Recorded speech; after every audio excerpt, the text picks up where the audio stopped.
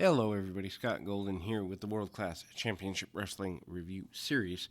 We are moving into the end of November. We are almost done with the first year, 1982, not the first year of Texas Wrestling, but the first year available on the network of World Class Championship Wrestling. They have 82 through 88. We're going to be going through all that. Anyway, like, subscribe, comment below if this is something you like. Anyway, we are moving into the end of November, and December, a really busy month, so worth taking a gander at. But in any event, we open with a very basic David Von Erich promo. He's out to defend the honor of his family. He's out to defend the honor of the Von Erichs and everything that Kabuki did to his brother.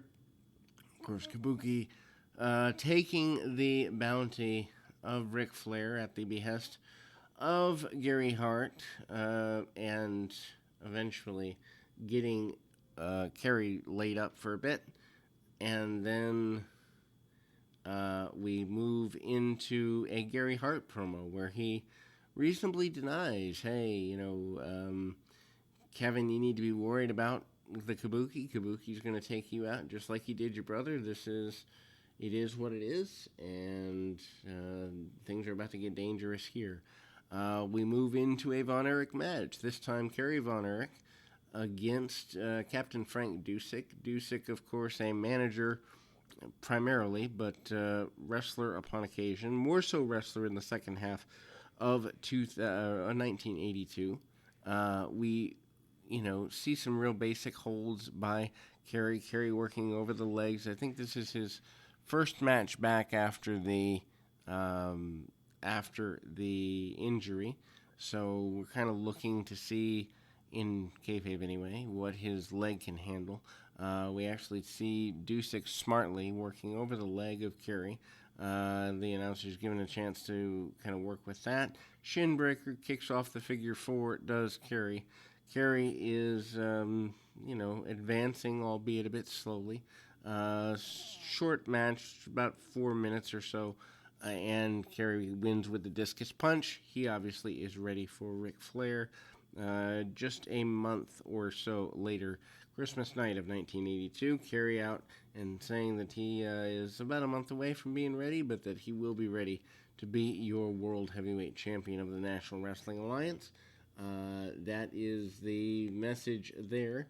And then we move on to Bugsy McGraw and Bill Irwin. Of course, Irwin and McGraw crossing paths quite a few times earlier in the year as stablemates in Hart and Hussein Limited. But eventually, when Bugsy leaves the stable, that is no longer the case. Irwin, again, and I say it every show, but it's amazing to me that he doesn't get more credit in the industry as the pioneer that he was, or pioneer might be the wrong word, but stable hand that he was.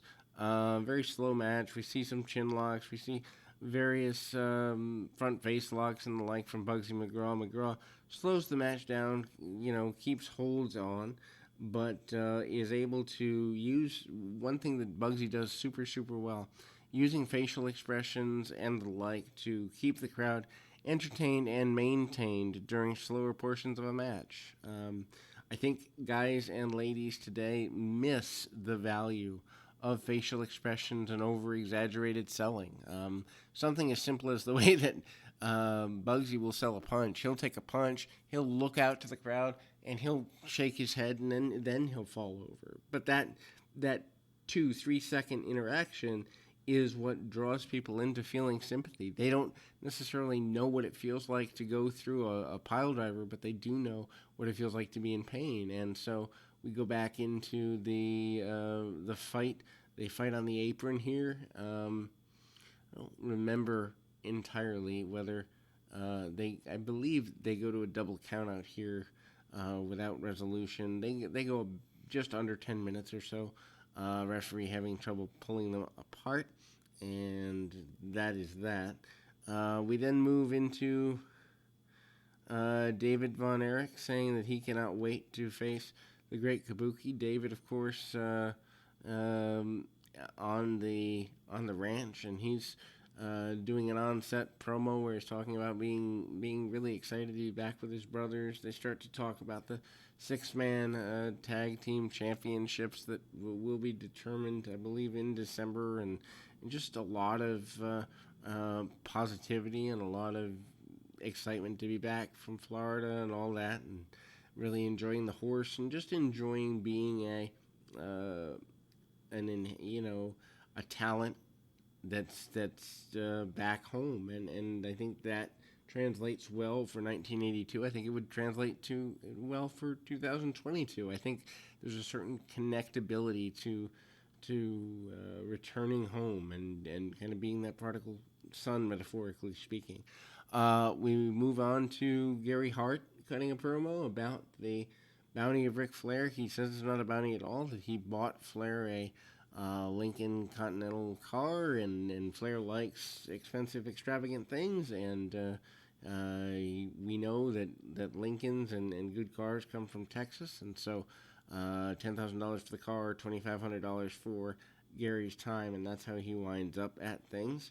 Al Madrill against Killer Brooks. Again, they reiterate to Brooks a bit here, or about Brooks a bit here, that he'd been injured for a while. Madrill, obviously a mainstay in the area, but Brooks had taken several months off, according to the announcers, due to injuries. They don't really go into detail about what the injuries are, so I'm not quite sure what the backstory is there. But Killer Brooks throughout the 70s and in through the 90s, really a major force in Texas wrestling, and also contributing factor to Keith Lee, current Raw star, being on your television set, as he was a main trainer for Lee. Very basic match here. A lot of strikes by Brooks, more wrestling and holds by Madrill. But it is what it is as far as that match is concerned. Madrill obviously always coming back to beat a headlock, armbar, whatever have you. Your typical babyface. But one thing I don't like about Al Madrill is he fights like a baby-faced heel. What I mean by that is he'll use punches and eye gouges and just things that are, more heelish, but still get away with it. And it's just a stylistic inconsistency that I notice a lot from Madrill. Brooks, who's kind of the barrel-chested, larger form kind of guy, never really takes a backward step in the match, is pretty consistent with his desire to kick tail and be ready to go. Firing back is Madrill, and Madrill hanging in there. Madrill has had a rather prominent role throughout the 1982 year, and gets, whether it's a basic body slam, but collides with the referee. I do believe the referee makes the call for the bell on the collision. If not,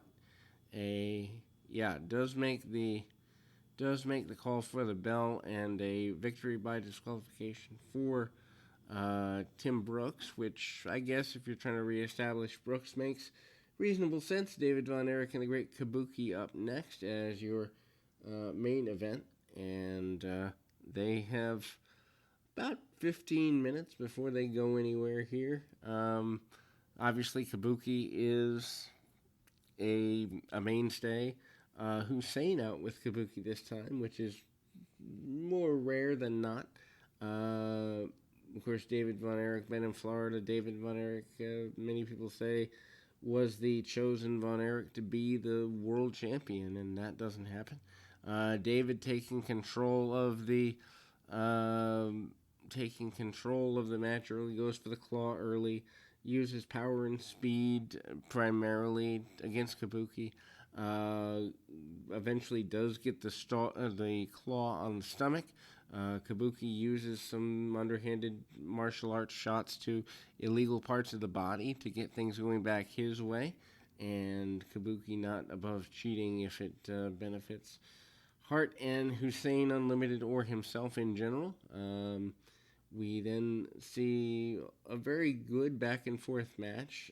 What I love about Kabuki is even almost a year into his stay, Single kicks, single punches, single strikes can turn the tide of a match, and I think that as an art form has been lost in the business today.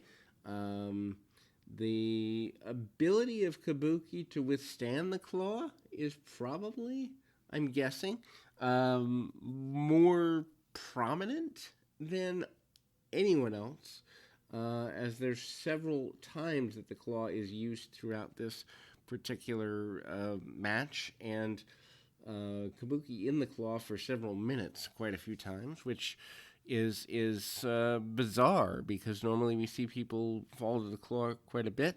Arman Hussein interfering, causing the issue and distraction for his man. Of course, we then see the sleeper applied to Kabuki, bringing his apprentice, the Magic Dragon, in. David winning by disqualification, of course. David is fuming as we close the program. Basically, somebody needs to stop Kabuki and others, is his basic idea, and the Von Erich brothers vow to do that as we enter December, which is where we're going next here on the Pro Wrestling Logic YouTube World Class Review Series. We will be entering December with our next foray, and hope you're with us. Until next time, keep your feet on the ground, your mind in the moment. Good night, everybody.